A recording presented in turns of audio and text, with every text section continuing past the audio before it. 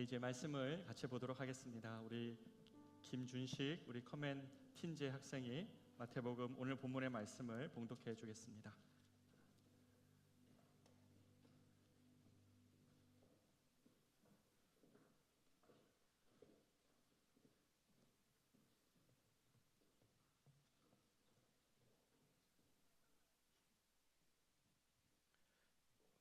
다 함께 자리에서 일어나 하나님의 말씀 봉독하겠습니다.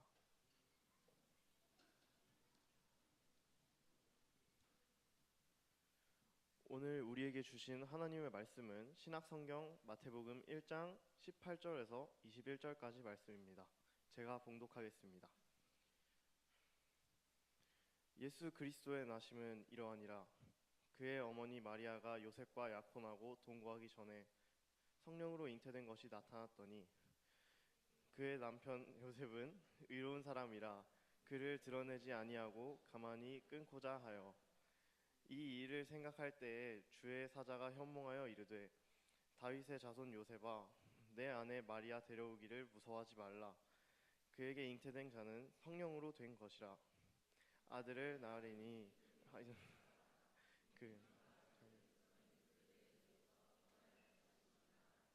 아멘. 자리에 앉겠습니다. 연합예배여서 여러 가지 순서들이 조금 미진하지만 그래도 같이 마음을 나누는 일에 함께 해주셨으면 좋겠습니다. 오늘 마태복음 1장 말씀을 우리 같이 나눴습니다. 이제 성탄이 2주 앞으로 다가왔습니다. 여러분, 성탄은 아기 예수의 탄생을 기뻐하고 즐거워하는 날이죠. 그런데 이것은 단순한 생일 축하의 날은 아닙니다. 우리가 연례적으로 어떤 사람의 생일이 되어서 생일을 축하하는 그런 날이 아니라는 것이죠. 누가복음 2장에서 천사는 들에서 양치던 목사들에게 예수님의 나심을 이렇게 말씀했습니다. 온 세상에 미칠 큰 기쁨의 소식이라고 이렇게 말했습니다. 대다수의 영어 성경에서는 예수님의 나심의 소식에 대한 온 세상에 미칠 큰 기쁨의 소식을 Good news of great joy 이렇게 되어 있습니다. 그러니까 아기 예수의 나심은 단순한 생일의 날이 아니라 온 세상에 미칠 가장 복된 소식의 날이라고 말하는 것이죠. 여러분, 성탄은 이렇게 생각합니까? 온 세상에 미칠 가장 큰 기쁨의 날, 이렇게 생각하고 있는지 묻고 싶은 것입니다. 여러분, 왜 예수님의 나심이 온 세상에 또 온 인류가 들어야 될 가장 큰 기쁨의 소식일까요? 여러분도 그렇게 생각하고 있습니까? 이 질문에 우리가 답을 하려면 먼저 우리 인류가 해결해야 될 가장 큰 문제부터 인식해야 됩니다. 여러분은 인류가 해결해야 될 가장 큰 문제가 뭐라고 생각합니까? 환경의 문제입니까? 가난의 문제의 해결입니까? 정치적 분쟁의 해결입니까? 예, 다 맞습니다. 그 모든 것들도 우리가 해결해야 될 문제이지만 우리가 성경을 볼 때에 성경은 우리가 해결해야 될 가장 큰 문제는 우리 모두가 예외 없이 하나님의 심판대 앞에 선다는 문제입니다. 이거보다 더 큰 문제는 없습니다. 히브리서 9장 27절은 명확하게 말씀합니다. 한 번 죽는 것은 사람에게 정하신 것이요 그 후에는 심판이 있으리니 라고 말씀하신다는 겁니다. 하나님이 사람의 모든 행위와 모든 은밀한 일을 선악간에 심판하신다는 이 문제는 성경을 만약에 우리가 보고 있다면 모든 사람이 맞닥뜨려야 될 문제이구나, 온 인류가 무시하지만 결국은 맞닥뜨려야 될 문제라는 사실에 우리가 눈을 뜨지 않을 수 없습니다. 왜냐하면 성경 곳곳에서 그 이야기를 하고 계시기 때문에 그렇습니다. 여러분이 만약에 예수님을 믿고 신앙생활을 하는 것을 단순히 심리적 위로나 어떤 내 마음에 평안을 주는 그런 말씀들만 주로 찾아서 읽으려고 하지 않는다면 하나님의 심판에 관한 말씀은 성경에 일관된 주제입니다. 예를 들면 구약의 시편 9절, 7절, 8절에서 다윗은 이렇게 말씀합니다. 주께서 영원히 앉으시며 공의로 세계를 심판하시며 라고 말했고, 신약의 바울은 사도행전 17장 31절에서 하나님께서 천하를 공의로 심판한 날을 작정하셨다라고 말합니다. 그러니까 성경의 모든 구약의 학자 선지자들이나 신약의 사도들은 모두 하나님이 공의로 심판하실 날 바로 그것 때문에 복음을 전했고 복음을 위해 살았고 복음을 땅끝까지 전하기 위하여 그들의 인생을 걸었습니다. 만약에 이 문제가 없다면 기독교는 사람들에게 심리적 안정과 평안에 대한 약속을 해줄 수 있는 그런 헬퍼 정도밖에 안 됩니다. 그러나 왜 신약의 사도들과 구약의 선지자들이 그렇게 복음의 메시지를 전해야 됐냐면 이 공의로 심판하시는 하나님 때문에 그랬던 것입니다. 여러분, 우리가 읽었던 시편의 9장 말씀과 그리고 사도행전 17장의 말씀의 핵심은 심판의 확실성, 그것이 중요한 것이지만 그뿐만이 아닙니다. 더 중요한 것이 있는 것은 심판이 확실한 것뿐만 아니라 그 심판이 공의로우신 하나님의 심판이라는 것입니다. 그 심판의 기준이 하나님의 공의라는 것입니다.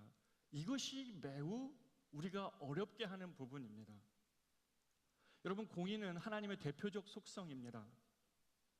이것은 사람보다 하나님이 조금 더 의롭다는 그런 의미가 아닙니다. 하나님은 정말 밝은 빛과 같아가지고 어둠이 조금도 없으시면서 한없이 의로우신 분이 하나님이십니다. 그분이 공의로운 하나님이십니다. 하나님은 이 공의로 세상을 심판하실 것이기 때문에 어떤 자들에게는 이 불의한 세상 속에서 고통당하다가 억울하게 죽어간 자들은 이 하나님의 공의의 심판의 날을 사모하게 되는 은혜가 있습니다. 그러나 반대로 우리 인간의 영혼의 상태만을 생각하고 날 때는 사람이 하나님의 공의의 심판대 앞에 서야 된다는 사실은 인간을 절망적이게 합니다. 왜 그럴까요? 왜 공의의 하나님의 심판이 인간을 절망적이게 합니까? 사실 하나님은 원래 자신이 창조하신 것 안에 있는 선에 대해서 매우 기뻐하셨습니다. 공의로운 하나님이 보실 때도 사람은 보기에 아름다웠고 세상은 주님 보시기에 좋았더라고 말씀하십니다. 특별히 공의로우신 하나님의 눈에 보아도 사람은 보기에 심히 좋았다고 말하였습니다. 그런데 하나님이 지금 이 세상을 보면서 이 세상에 있는 사람들을 보면서 보시기에 심히 좋았다고 말하고 계실까요? 아니죠. 이것이 문제입니다. 하나님은 더 이상 그렇게 말씀하지 않으십니다. 왜냐하면 도저히 그렇게 말할 수 없는 이 세상의 형편 때문에 그렇습니다. 창세기 6장 11절 12절은 그래서 이렇게 말씀합니다. 온 땅이 하나님 앞에 부패하여 포악함이 땅에 가득한지라. 하나님이 보신즉 땅이 부패하였으니 이는 땅에서 모든 혈육이 있는 자의 행위가 부패함이었더라. 하나님 보시기에 모든 혈육이 있는 자의 행위가 부패함이었더라가 하나님의 선언입니다. 공의로우신 하나님이 세상을 이렇게 평가하고 있다면 여러분, 이 세상에 직면한 가장 큰 문제는 이 공의로우신 하나님의 심판대 앞에 서서 아무도 의롭다는 판결을 받을 수 있는 사람이 없다는 사실입니다. 여러분, 사람들의 행위가 왜 이렇게 부패했습니까? 그것은 사람들의 행위의 문제를 넘어 그 속이 부패했기 때문에 그렇습니다. 예레미야 17장 9절은 말씀합니다. 만물보다 심히 부패한 것은 행위라라고 말씀하시지 않고 마음이라라고 말씀합니다. 하나님이 보시기에 사람들의 마음에서 흘러나오는 것이 문제인 것입니다. 예를 들어 볼까요?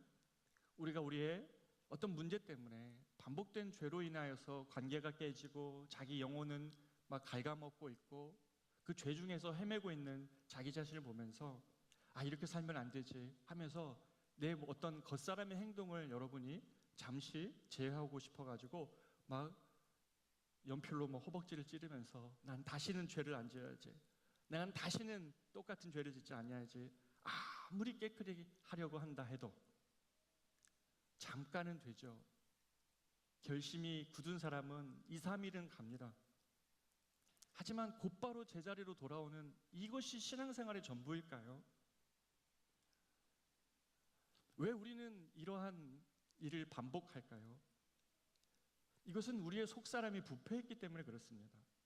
그래서 마가복음 7장에는 예수님 이렇게 말씀하십니다. 너희는 어찌하여 그렇게 깨달음이 없느냐 하시면서 무엇이든지 밖에서 들어가는 것이 너희를 능히 더럽게 하는 것이 아니라 마가복음 7장 20절에 보면 이르되 사람에게서 나오는 그것이 사람을 더럽게 하느니라. 속에서 곧 사람의 마음에서 나오는 것은 악한 생각, 곧 음란과 도둑질과 살인과 간음과 탐욕과 악독과 속임과 음탕과 질투와 비방과 교만과 우매함이니 이 모든 것이 다 속에서 나와서 사람을 더럽게 하느니라. 이것이 하나님의 사람을 보고 있는 지금의 모습이라는 것입니다. 이것을 모른 채, 이 문제를 해결하지 않은 채 여러분이 만약에 하나님의 심판대 앞에 선다면 우리들에겐 소망이 없는 것입니다. 이것이 인류가 경험한 가장 큰 문제인 것입니다. 우리 속에서 끊임없이 터져나오는 질투, 음탕, 비방, 교만, 음란, 도둑질, 탐욕, 속임, 이런 모든 것들이 우리 안에서, 부패한 우리 안에서 흘러나오는 모습인 것이죠. 따라서 우리가 이 바깥에서 나오는 이러한 문제들, 내가 오늘 거짓말하지 않아야지 해도 어떤 상황 속에서 화이트 거짓말을 하죠. 거짓말과 그렇지 않은 것 경계를 타면서 나는 괜찮아 한다 한들 공의로우신 하나님 앞에 괜찮을까요? 내가 오늘 음란하지 않겠다고 결심하고 섰는데 또다시 그 유혹 앞에 넘어졌을 때 여러분의 마음은 어떻던가요? 도저히 해결할 수 없는 여러분의 영혼의 상태를 놓고 절망하지 않지 않겠습니까? 그렇기 때문에 여러분, 죄의 증상들과 같은 이러한 문제들을 치료하고 관리한다고 해서 죄의 원인의 문제, 죄의 원 문제가 해결되지 않습니다. 그 죄는 원인이 해결되지 않는 한 반드시 다시 고개를 들고 우리 자신을 속에서부터 나와서 우리 자신을 부패하게 하는 것이 인간의 상태인 것입니다. 여러분, 제가 예를 한번 들어보겠습니다. 제가 최근 몇 년간 좀 고생하는 질병이 하나 있는데 그게 안과 질환입니다. 알레르기로 고생을 하고 있는데요. 특별히 이 낡은 책을 펴서 읽으면 어김없이 눈이 가렵고 진물이 납니다. 그래서 낡은 책을 보는 것을 제가 좀 두려워하는데요. 근데 이것을 치료하고 싶어 제가 병원을 계속 전전했습니다. 좋은 안과들 계속 찾아갔죠. 그러면 처음 며칠간은 주신 약을 투여를 하면 그 증상이 좀 가라앉아집니다. 그런데요, 시간이 지나면 또 반복이 되는 거예요. 그러면 또 다른 의사를 찾아갑니다. 답답해서 의사 선생님께 마침내 여쭈었습니다. 아니, 왜 이렇게 아무리 해도 원인이 낫지 않습니까? 라고 물었더니 선생님이 이렇게 얘기를 합니다. 나을 수 있는 병이 아니에요. 평생 관리하시면서 하셔야 됩니다. 그러면서 마지막 덧붙이는 말, 체질이 바뀌지 않는 한. 눈병을 아무리 고쳐줘도 알레르기에 취약한 저의 이 체질이 바뀌지 않으면 이 증상을 치료한다고 해서 이 문제가 다시 나오지 않는다는 보장이 없다는 것입니다. 여러분, 왜 인류는 참혹한 싸움과 전쟁을 반복합니까? 왜 그렇게 문명화된 이 시대 속에서도 인간의 인격을 그렇게, 인간의 어떤 존엄성을 그렇게 강조한다고 하면서도 왜 수많은 전쟁은 끊이지 않고 왜 역사 속에서 배우지 못한 채 또 참혹한 전쟁을 합니까? 왜 사람은 음란과 살인, 탐욕과 속임, 질투와 비방을 반복하며 삽니까? 그것은 성경이 너무나도 분명하게 말씀하시는 것처럼 이 모든 것들이 사람의 부패함에서 흘러나오는 것이기 때문에 그렇습니다. 그래서 성경은 선언하는 것입니다. 로마서 3장 10절에서 의인은 없나니 하나도 없으며 23절에서 모든 사람이 죄를 범하였음에 하나님의 영광에 이르지 못하나니라고 선언하시는 것입니다. 이것이 인간이 경험해야 될 가장 큰 문제고, 신앙을 가지고 있는 저와 여러분이 이 성경의 증언 앞에서 우리가 그러면 어떻게 해야 됩니까? 라는 질문을 하지 않을 수 없는 예수 그리스도의 선언인 것입니다. 이런 우리가 하나님의 공의의 심판대 앞에 서야 되는 것이 문제이고, 하나님은 공의 그 자체이시기 때문에 하나님은 그 심판 앞에서 자신의 기준을 낮추실 수가 없습니다. 하나님이 공의로우신 하나님이시면서 자신의 기준을 낮추시는 분이시라면 여러분, 그분은 공의입니까? 아니죠. 공의로우신 하나님은 기준을 낮추시는 분이 아닙니다. 이것이 문제입니다. 약간의 선행을 했다고 해서 공의로우신 그분 앞에 기준이 낮춰지지가 않습니다. 공의 하나님이 의를 타협하신다면 그분은 공의 하나님이 아니십니다. 그렇다고 죄를 간고할 수도 없습니다. 주님이 못 본 척할 수도 없다는 것입니다. 죄는 하나님의 진노를 일으키며 책임이 따르는 일입니다. 그리고 어느 누구도 자신 안에서 흘러나온 죄의 문제를 하나님 앞에서 감출 수가 없습니다. 왜냐하면 하나님은 사람의 속 마음까지도 살피시기 때문입니다. 바로 이런 우리가 하나님의 심판대 앞에 서야 되는 것, 공의로운 기준을 전혀 낮추지 않으시는 하나님 앞에 서야 되는 것, 이것이 인류가 경험한 가장 큰 문제인 것입니다. 그런데도 문제는 뭡니까? 이런 문제가 있는데 우리는 우리 자신이 스스로 죄인이라는 사실을 인식할 수 없다는 사실입니다. 오직 성령께서 사람을 구원하실 때 우리가 하나님 앞에서 죄인이라는 자기 자신의 진짜 모습에 대해서 깊이 깨닫게 하십니다. 성령은 사람을 구원하실 때에 자신의 모습이 얼마나 깨진 상태인지를 보게 하십니다. 사람이 구원받을 때 제일 먼저 일어나는 일은 바로 이것입니다. 자신 안에 아무런 소망이 없다는 사실을 깊이 깨닫게 하는 것입니다. 자신이 깨어진 자아를 갖고 있고 자신 안에 의로움이 없다는 사실과 자신 안에 깊은 죄성이 있다는 사실을 인식하는 것이죠. 이것이 성령이 우리 안에 하시는 일입니다.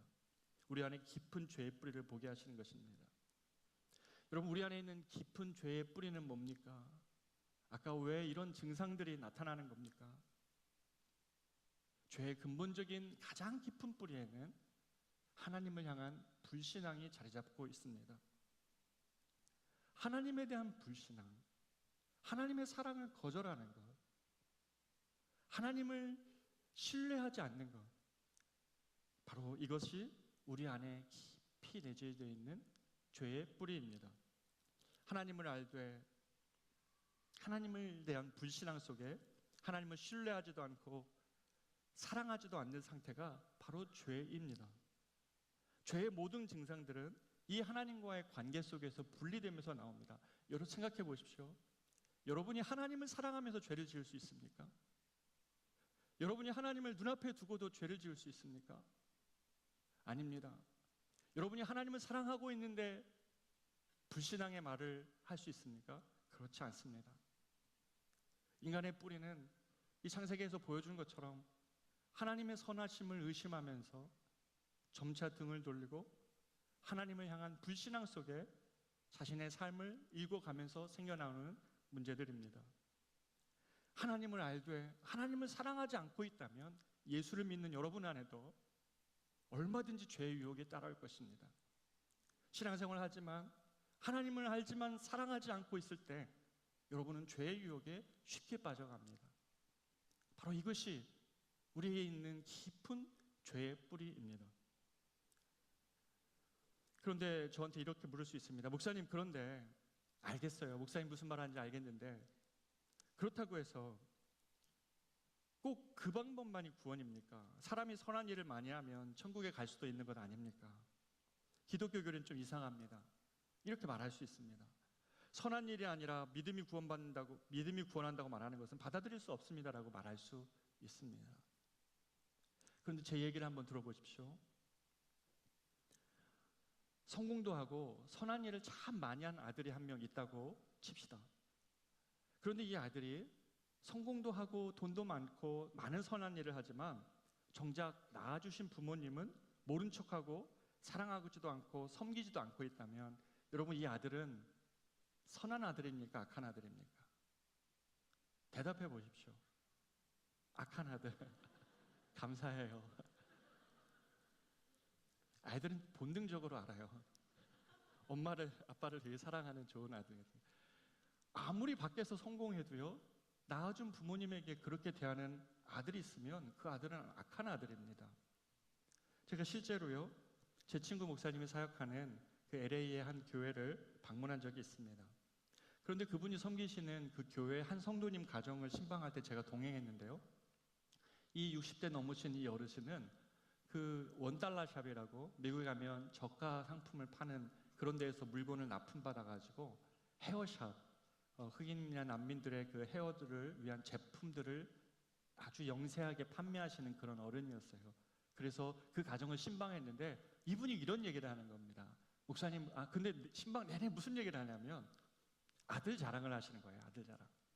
목사님, 우리 아들이 어떤 아들인 줄 압니까? 제가 1980년대에 뉴스 신문을 봤는데 글쎄 보스턴의 필립스 아카데미라는 그 유명한 사립이 있다는 것을 처음 알고 이 아들을 위해서 나의 전 인생을 걸고 재산을 다 팔아가지고 그 학교 1호 입학생을 만들었다는 거예요. 그래서 그 필립스 아카데미를 졸업하고 하버드 로스쿨을 나오고 그래서 아주 유명한 변호사가 되어서 홍콩에서 돈도 많이 벌었고요. 유명한 변호사고요. 그리고 엄청나게 선한 일을 많이 해요. 그런 얘기를 하는 거예요. 그래서 제가 너무 궁금했습니다. 그런데요, 그 아들이 지금 어디 있습니까? 그 아들과 연락하고 사세요? 그런데 왜 그 돈 많은 아들을 두고 아주머니 이렇게 사세요? 그랬더니 아주머니가 얘기하십니다. 지금은 연락을 하지 않아요. 지금은 연락이 끊어진 상태이고 자신이 아들에게 부담이 될까봐 그 앞에 나타나지도 않는다는 것입니다. 여러분, 이 아들은 의인입니까? 악인입니까?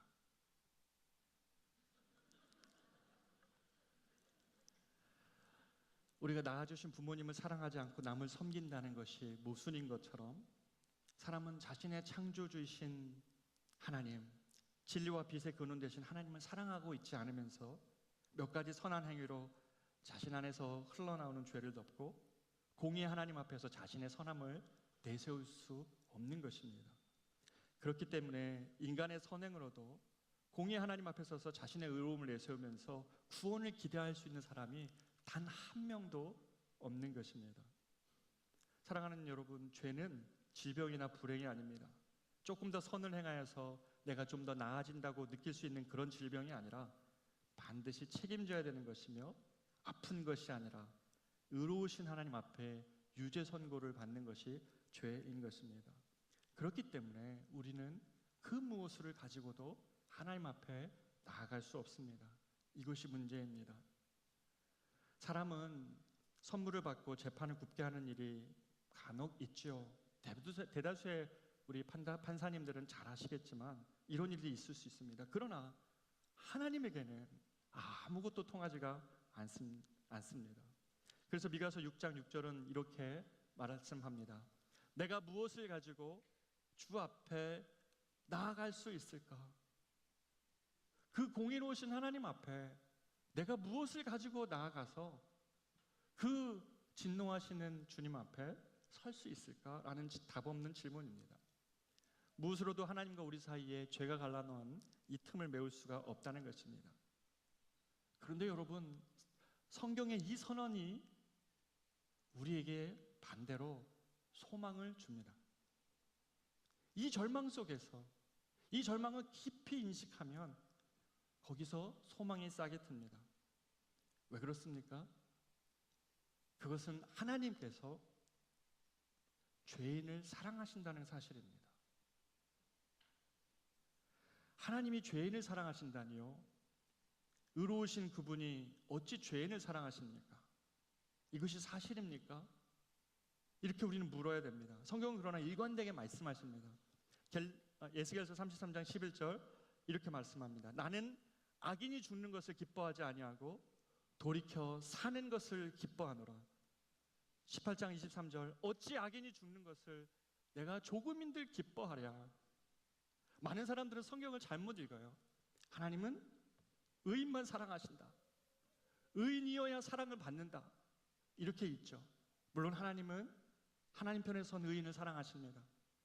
그러나 하나님이 이 땅에 오신 목적은 이 공의로우신 하나님 앞에 아무 대안 없이 서야 되는 저희들 앞에, 저희들에게 내가 너희를 위하여 죄인을 구원하여 왔다 하시면서 죄인을 깊이 사랑하시는 하나님이심을 보여줍니다. 이 죄인을 향한 하나님의 사랑을 성경은 긍휼이라고 말씀합니다. 우리는 하나님의 악인을 미워하신다고 생각하지만 이것은 잘못된 생각인 것이죠. 증거가 있습니다. 호세아 11장을 보면 하나님은 이스라엘을 어렸을 때부터 사랑하시고 걸음을 가르치시고 안아주시고 고치시며 사랑의 줄로 이끌었다고 말씀해 주십니다. 그러나 성인이 된 이스라엘은 하나님을 떠나 하나님께 오기를 거절하고 끝끝내 하나님을 향하여 등을 돌렸습니다. 아무리 하나님이 불러도 하나님의 사랑의 줄로 메어왔던 그가 등을 돌려 하나님께 향하지 않고 있는 호세아 11장의 절절한 모습이 나옵니다. 일방적인 사랑이에요. 등 돌리고 있는 사람을 향하여 사랑하고 있는 것이죠. 그런데 놀라운 것이 무엇인지 아십니까? 하나님이 여기서 실망하지 않으시고 호세아 11장 8절에 보면 하나님의 독백이 나와요. 같이 한번 읽어볼까요? 이게 하나님의 독백인데 같이 읽어보겠습니다. 시작. 에브라임이여 내가 어찌 너를 놓겠느냐, 이스라엘이여 내가 어찌 너를 버리겠느냐, 내가 어찌 너를 아드마같이 놓겠느냐, 어찌 너를 스보임같이 두겠느냐, 내 마음이 내 속에서 돌이켜 나의 긍휼이 온전히 불붙듯 하도다. 여러분, 이 하나님의 독백을 한번 들어보십시오. 죄인을 향하여, 등 돌린 사람을 향하여 끝까지 사랑하고자 자신의 결단을 하시는 이 하나님의 사랑을 여러분 기억하시길 바랍니다. 죄인을 향한 하나님의 속마음을 한마디로 상태로 설명한다면 그건 긍휼입니다. 속에서 그 안타까워가지고 어찌할 수 없는 바로 그 모습, 죄 중에 헤매고 죄 가운데 살고 있는 우리들, 이 세상을 보면서 어찌할 수 없는 사랑으로 속이 타는 것이 하나님의 긍휼입니다. 집대나 고생하며 기진하는 자녀를 향한 아버지의 긍휼입니다. 이 불타는 긍휼 때문에 하나님이 계획하신 것입니다. 자신의 공의의 기준을 하나도 포기하지 않으시면서도 죄인을 용서할 수 있는 방법을 찾으신 것입니다. 그것을 택하신 것이죠. 그것이 무엇입니까? 하나님의 공의의 기준을 하나도 타협하지 않으시면서도 죄인을 용서할 수 있는 방법은 바로 십자가입니다. 자신의 품에 안에 있는 사랑하는 아들을, 이 땅의 죄인들을 대신하여 십자가에 달리시게 하심으로 죄를 향한 하나님의 공의는 그 아들에게 다 쏟아진 그 죄를 향하신 하나님의 분노 속에 만족되면서 동시에 죄인들을 대신하여 죽으심으로 대신 우리를 살리시고 우리를 자녀 삼으신 우리를 향한 하나님의 사랑을 확증시킨 것이 바로 십자가입니다. 여러분, 십자가에서 무엇을 보고 있습니까? 십자가는 이 인류의 해결할 수 없는 문제, 공의의 심판대 앞에 서야 되는 우리 모두에게 하나님의 공의는 만족하면서 저와 여러분을 향한 하나님의 사랑을 확증시킨 것, 바로 이것이 십자가의 사랑입니다. 인간의 지혜로는 공의와 사랑이 절대 만나지 않습니다. 공의는 무엇입니까? 죄인을 벌하는 것입니다. 사랑은 무엇입니까? 죄인을 용서하는 것입니다. 벌하고 용서하는 게 어떻게 가능합니까?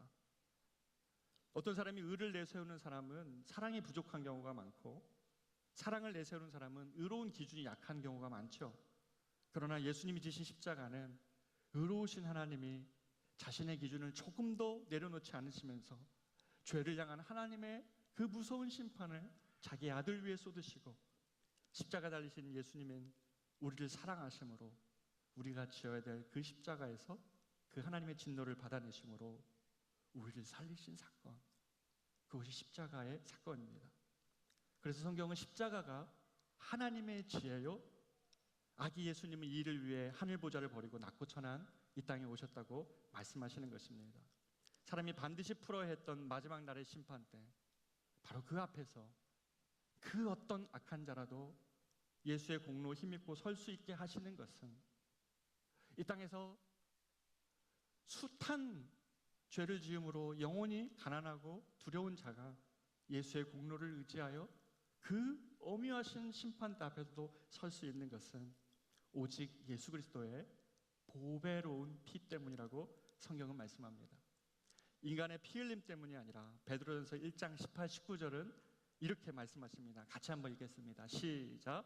너희가 알거니와 너희 조상이 물려준 헛된 행실에서 대속함을 받은 것은 음이나 금같이 없어질 것으로 된 것이 아니요 오직 흠없고 점없는 어린 양 같은 그리스도의 보배로운 피로 된 것이니라. 아멘. 아멘. 그렇게 오직 그리스도의 보혈만이 우리의 피난처요 우리의 안식처입니다. 그 보혈의 용서와 사랑 속에서만 이 땅의 사람들은 평안을 누릴 수 있습니다. 예수의 그 보혈의 피를 의지하고 그 피를 사랑할 때에 사람은 비로소 참된 안식을 얻는 것이죠. 참으로 놀랍고도 감사한 것은 하나님은 지금도 이 순간에도 죄인들을 초청하실 뿐 아니라 찾아가고 계신다는 것입니다. 혹시 이 말씀을 듣는 여러분 중에도 아직 하나님을 영접하지 않으신 분이라면 여러분을 찾아가고 계시는 하나님을 이 시간 마음의 문을 열고 그분을 영접할 수 있었으면 좋겠습니다. 누가복음 19장 10절에서 이렇게 말씀하십니다. 예수님은 인자가 온 것은 잃어버린 자를 찾아서 구원하려 함이라고 말씀하셨습니다. 찾고 계신다는 것입니다. 누가복음 15장에서는 예수님은 잃어버린 아들을 멀리서 보고 치킨이 여겨 달려가시는 마음으로 그 아버지의 마음으로 자신의 마음을 비유하셨습니다. 그렇게 지금 이 순간에도 여러분이 어떠한 삶의 고통과 아픔과 좌절과 낭망, 때로는 죄의 깊은 습관 속에 관계와 삶이 무너져 가고 여러분 안에 있는 탐욕이 여러분을 병들어가게 하는 것 알면서도 빠져나오지 못하고 있는 여러분에게 하나님은 여러분을 찾아서 여러분을 일으키고 다시 제자리로 돌려내고 회복시키고자 일하시는 하나님이십니다. 이것을 믿으십시오. 그리고 마음을 여십시오. 주님께서 여러분을 장악하실 때까지 내어주십시오. 말씀을 맺고자 합니다. 여러분은 성경이 말하는 의미에서의 죄인임을 인정합니까? 그냥 증세가 아니라 나 조금 죄 지었어가 아니라 성경이 말하고 있는 죄인, 그걸 인정한다는 것은 내 안에 아무런 선한 것이 없어서 내가 주님 앞에 스스로 설 수 없는 자라는 사실을 인정하는 것입니다. 여러분이 만약 이것을 인정한다면 이 성탄이야말로 가장 기쁜 소식인 것입니다. 온 인류가 직면한 문제 앞에서 하나님이 제안하신, 하나님이 행하신 구원의 유일한 방법입니다. 공의를 하나도 타협하지 않으시면서도 죄인을 사랑하시기 위하여 온몸으로 죄인을 껴안고 하나님의 모든 진노를 받아내신 그 사랑이 여러분에게 있는데 왜 삶의 문제들 앞에서, 어떤 상황들 앞에서 계속 넘어지고 하나님의 사랑을 의심합니까? 왜 하나님의 신실하심을, 그분을 향한 신뢰를 거둬갑니까? 아닙니다, 여러분. 성탄의 때에 우리가 정말 바라봐야 될 그분은 온 세상에 미칠 가장 그 기쁨의 소식입니다. 생일 잔치하는 게 아니고요, 예수님 오셨습니다, 감사합니다, 박수치는 날이 아니고요, 저 깊은 곳에 있는 그 한 사람까지에게도 미쳐야 될 가장 기쁨의 소식인 것이죠. 온 인류가 어찌할 수 없는 그 심판대 앞에 서서 아무런 대안 없이 서는 그때에 우리를 위하여 피 흘리신 예수가 하나님의 공의를 만족하시면서도 우리를 껴안으신 그 사랑이 여러분을 향하고 있습니다. 여러분을 향하여 오늘 이 시간에도 부어지고 있습니다. 그렇기에 주님을 바라보십시오. 여러분을 위하여 이 땅에 기꺼이 내려오신 그 주님, 그래서 여러분을 하나님의 자녀 삼으시고 인도하시는 그 사랑 많으신 그분의 은혜, 이 거룩한 은혜 공의로우신 사랑을 여러분이 기뻐하고 감사하는 성탄 되십시오. 그것이 우리의 진짜 기쁨인 것입니다. 우리가 이 성탄을 기뻐 찬양하는 저희가 되기를 원합니다. 우리 시간을 같이 찬양하기를 원하는데요, 예수 하나님의 동일한 찬양인데요, 우리 같이 찬양하겠습니다.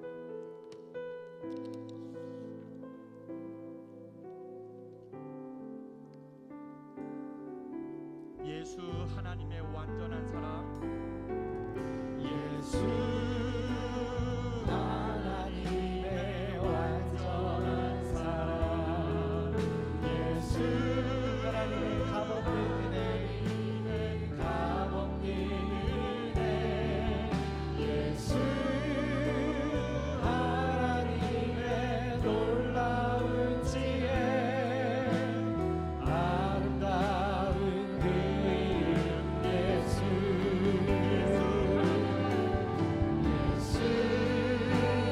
하나님의 완전한 사랑, 예수 하나님의 값없는 은혜, 예수 하나님의 놀라운 지혜, 아름다운 그 이름 예수. 다시 한번 찬양합니다. 예수 하나님의 예수 하나님의 완전한 사랑, 예수 하나님의 값없는 은혜, 예수 하나님의 놀라운 지혜, 아름다운 그 이름 예수. 우리가 지금 같이 한번 기도하기를 원합니다. 여러분은 어떤 이유 때문에 이 성탄을 기뻐합니까? 어떤 이유 때문에 성탄을 장식하고 어떤 이유 때문에 이 12월 달에 마음에 흥분이 있습니까? 바로 그것은 공의로우신 하나님이 없으시면 사랑의 하나님이 약화가 됩니다. 그 사랑이 너무 값없어 보이고요, 그 사랑이 무엇인지 이해할 수 없습니다. 그러나 공의로우신 하나님을 묵상하면 묵상할수록 우리가 어떠한 큰 사랑을 받았는지를 알게 되는 것입니다. 그렇기 때문에 공의가 빠진 사랑은 아무것도 아닙니다. 그러나 공의로우신 하나님이 죄인을 사랑하신다는 이 선포 속에 자신을 희생하신 이 예수 그리스도의 십자가, 이를 위하여 오신 예수, 바로 이 예수가 온 세상이 들어야 될 가장 기쁜 소식인 것입니다. 여러분 자신에게 들려주고 있습니까? 여러분을 사랑하시기 위하여 여러분의 죄까지 껴안으시며 여러분의 약함과 문제를 다 껴안으시며 사랑하시는 그 주님을 신뢰하고 있습니까? 하나님은 사랑하는 것에 실패하면 여러분은 죄의 유혹에 반드시 노출이 됩니다. 오늘 이 시간 온 세상이 미칠 가장 큰 기쁨이요, 하나님의 지혜이신 예수를 내가 사랑하고자 원합니다. 이 성탄의 12월을 마치면서 내가 예수를 묵상하며 내가 예수를 사랑함으로 하나님 살아내게 하여 주시옵소서. 우리 같이 한번 이 기도 주님 앞에 드림으로 우리가 나아가기를 원합니다. 기도하겠습니다. 존귀하신 아버지 하나님, 예수 오늘 하나님 마태복음 1장의 말씀을 하나님의 완전한 사랑, 예수 하나님의 값없는 은혜, 예수 하나님의 놀라운 지혜, 아름다운 그 이름 예수, 예수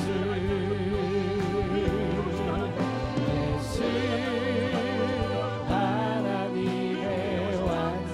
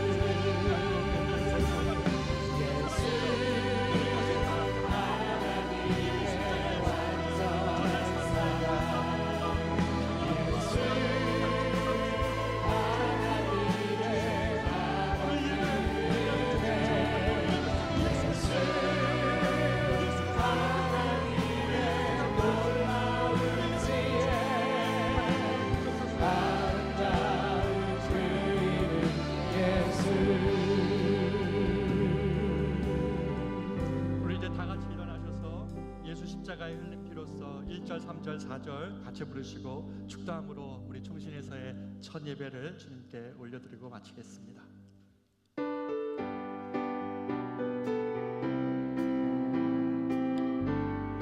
박수 치며 찬양하겠습니다. 예수 십자가 예수 십자가의 흘린 피로써 그대는 신비어 있는가 더러운 죄를 해하는 능력을 그대는 참으지 않은가 예수의 보혈로 그대는 신비어 있는가 마음속에 여러 가지 죄악을 깨끗이 씻기어 있는가 주의 순수하신데 그대는 영접할 제복이 있는가 그대 몸은 거룩한 곳전 들어갈 준비가 됐는가 예수의 보혈로 그대는 씻기어 있는가 마음속에 여러 가지 죄악이 깨끗이 씻기어 있는가 죄의 더러워진 예복을 주 앞에 지금 다 벗어서 생명같이 솟아나는 보혈로 눈보다 너희의 씻으라 예수의 보혈로 그대는 씻기어 있는가 마음속에 여러 가지 죄악이 깨끗이 씻기어 있는가 예수의 보혈로 그대는 씻기어 있는가 마음속에 여러 가지 죄악이 깨끗이 씻기어 있는가 이제는 우리 주 예수 그리스도의 크고도 놀라우신 은혜와 하나님의 말로 표현할 수 없는 사랑하심과 성령님의 보호, 교통, 중보 함께 하시는 은혜가 오늘 그리스도의 이 보혈을 의지하며 하나님의 심판대 앞에서도 그리스도를 자랑하며 담대히 설 수 있는 이 은혜 주신 것 감사하며 예수가 이 세상에 미칠 가장 큰 기쁨의 소식임을 믿고 확신하며 주를 사랑하기로 결단하는 사랑하는 모든 성도들의 가정과 일터, 저들의 자녀와 무엇보다 우리 총신에서 첫 예배를 드리며 새로운 우리의 길을 여시는 주님 앞에 서 있는 우리 커뮤니티 모든 공동체와 그리고 우리가 이곳에서 예배하며 함께하고 기도해야 될 이 총신의 모든 학생들, 교우들, 교수님들, 모든 교직원들 머리머리 위에 이제로부터 영원토록 함께 있을지어다. 아멘.